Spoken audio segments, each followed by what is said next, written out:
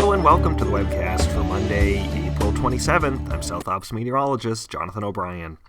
We're starting the week off with a good deal of cloud cover and a few light showers around as the atmosphere remains unstable in the midst of a long-lived troughing pattern across the west. Expect a good deal of cloud cover to continue away from the deserts through much of today.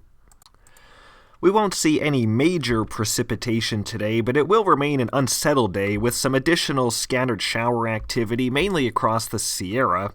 We'll see the most activity this afternoon during the peak of daytime heating.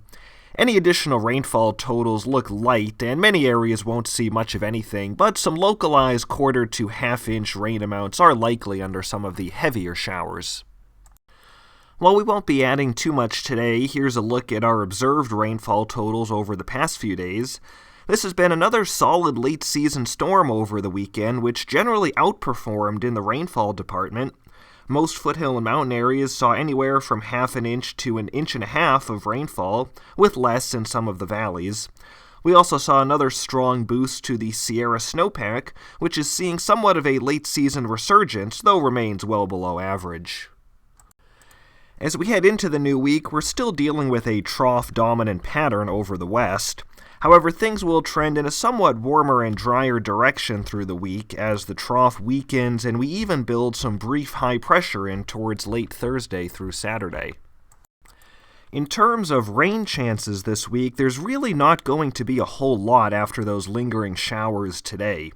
We do still have a good amount of instability and several weak Pacific disturbances moving through the flow over the next few days, so an isolated shower, especially in the mountains, is possible just about any day, most likely on Wednesday as a slightly stronger disturbance passes just to our south. But overall, it's going to be a mostly rain-free week in most areas. In terms of temperatures, we're starting the week off on a continued cool note. Here's a look at today's forecast highs, with the valleys only in the 60s and some very cold air lingering in the mountains as well. However, we are heading in a warmer direction this week. We'll see several degrees of warming Tuesday into Wednesday, with the valleys getting back well into the 70s.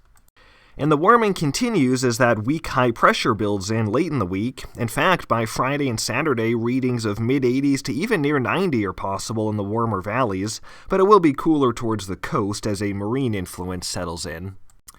Humidity will remain substantially elevated today, and no significant dryness is expected outside of the deserts this week. The minimum humidity will fall mainly into the 20 to 40% range from Tuesday through the end of this week, higher near the coast. Winds this week will be almost entirely onshore. There will remain some lingering breeziness across the interior mountains and deserts through this evening. Then it will be mainly just a light west to northwest flow pattern through the remainder of this week, with local and terrain winds dominating in most cases. While it will warm up a bit later this week, we remain in a big picture pattern that is more typical of a late winter, early spring one versus a late spring or summer one. By Sunday and into early next week, all indications are that another deeper trough of low pressure will set up along or just off the west coast, bringing a significant cool down and yet another chance for widespread shower activity across the region, though there remain plenty of details to work out on that system. Dead fuel moistures will be fairly steady this week and generally run wetter than normal for this time of year. We will see some gradual drying towards the late week period as temperatures warm up.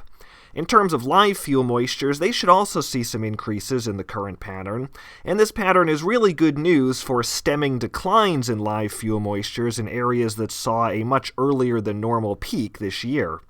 This wetter pattern may also encourage new grass growth, at least in some parts of the region, though that remains somewhat of a question mark. Not surprisingly, large fire potential is going to be very low this week, and likely for most of the next couple of weeks as this generally unsettled pattern continues, with no indications for any impending hot and dry patterns. The best chance for some increased initial attack this week will be late in the week with those warmer and drier days, and we would expect to see at least some light IA by then.